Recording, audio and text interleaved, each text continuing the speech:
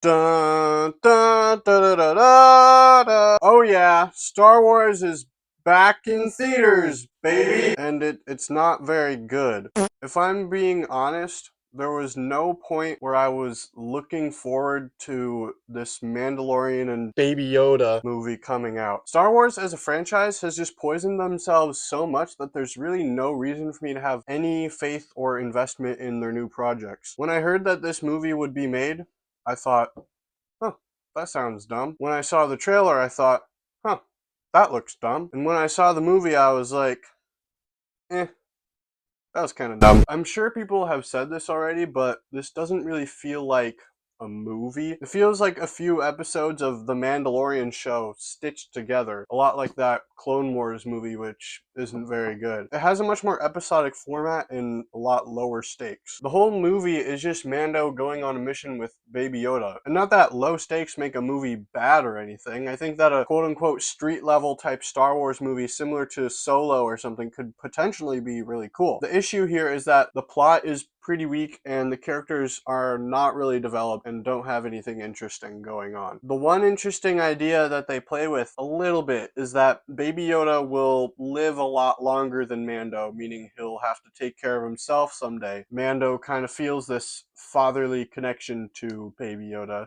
and is worried about him. I mean, it's barely part of the movie, but they touch on it, kinda. There's a pretty good 15 minutes or so where Mando is knocked out and Baby Yoda takes care of him. It was a cute little part of the movie, and then after that, there's just action and the movie ends. I didn't walk out of this movie feeling like I knew these characters any better than what I did before, and I didn't feel like there was any story worth being told. It was kind of just a no substance movie. And yeah, Star Wars isn't exactly known for complex characters or deep themes or whatever, but the best Star Wars movies, at the very least, have character growth and some classic good versus evil stuff going on. I love the spaceships and the droids and the lightsabers and the Glup Shidos, but at the center of all that is a good story, or at least there should be. This movie is just things happening, and you see some Star Wars imagery you like. Speaking of, I'm at least glad they didn't overdo it with like the references to other Star Wars media. Based on the trailer and on Disney's track record, I kind of assumed this would be hitting you over the head with recognizable character after recognizable character. Like, don't you know this guy? Don't you know her? They mostly resisted the temptation to do this, minus a few deep cut Dave Filoni characters that people with lives won't recognize. You know that bounty hunter from Clone Wars?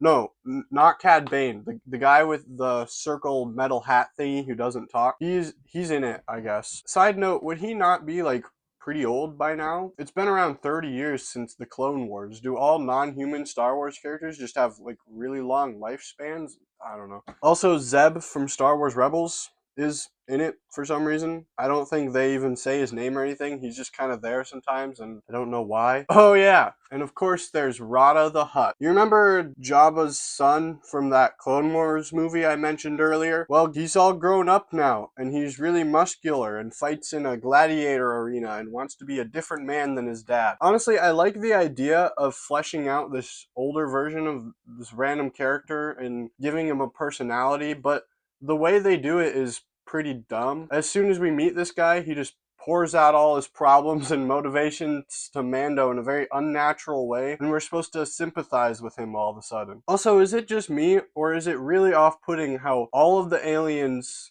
including Rada, just speak like without an accent and in perfect English? Or I guess if we're going with Star Wars language in perfect basic, Rada has like a deep voice, but he just talks. I'm not saying you have to base the alien speech off real life accents like the prequels did. In fact, you probably shouldn't do that. This is impossible! But you can like make up accents and dialects. It kind of takes me out of it when this universe is pre-established to have all kinds of different species that talk differently, and then all of a sudden they just don't talk differently for the most part. And even besides that, this Rada character is just so goofy and hard to take seriously. I think if he was done right, this could be a pretty cool character, but everything about him is just silly. The way he talks, the way he moves. If this was done with a certain level of self-awareness, I think it could work, but as it is, this movie takes him completely seriously, and he's just kind of a strange character. Although I've already started making Rada jokes, so I think I might end up having some kind of ironic enjoyment of him. So, in terms of visuals, this movie doesn't look bad or anything. It's just severely lacking in creativity. I think season 1 and maybe 2 of The Mandalorian had a pretty cool visual style to it, and they kind of lost it here. There's no interesting lighting, there's no interesting camera shots. It's all just point and shoot. If you think I'm being picky by saying that, well, I don't know what to tell you, man. Movies are a visual medium, and I think they should look good. And Star Wars especially just has so much potential for focusing on interesting environments and experimenting with lighting and stuff like that. There was one shot of X-Wings flying like in front of the sun that I thought looked very cool until I realized they're just imitating a scene from A New Hope. It doesn't have to be a visual masterpiece or anything. Just put some thought into the composition of shots or how you light a scene. Alright.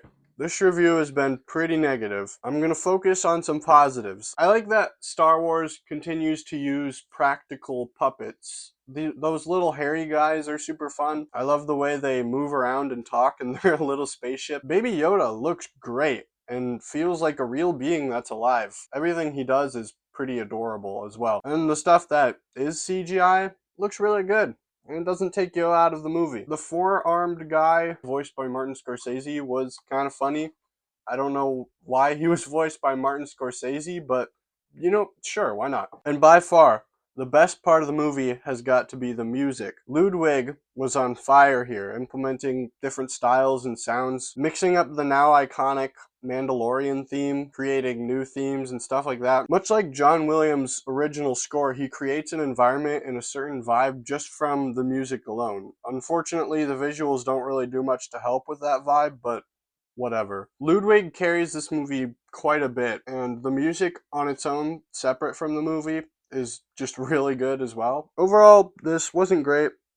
It was at least decently entertaining sometimes and didn't make me super aggravated. There were some cute moments. There were some so bad it's good moments, but mostly it was just average and disposable. I could go on and on about what they could have done instead, but I just don't feel like it. Disney doesn't care. The people who will go and see it don't care. I mean, I went and saw it. Let's just slap the Star Wars logo on it and call it good. I think I'll give this a pretty generous 5 out of 10. It could have been worse, but it's not good. Don't lie to yourself. It's not good. Let me know in the comment section what your thoughts are on The Mandalorian and Baby Yoda. Did you agree? Did you disagree? Did I say anything that didn't make sense or needs to be articulated better? Tell me how I can improve as a reviewer and a maker of videos. And what's your favorite Glup Shido? Mine's got to be Max Rebo. He's pretty cool. Okay, bye!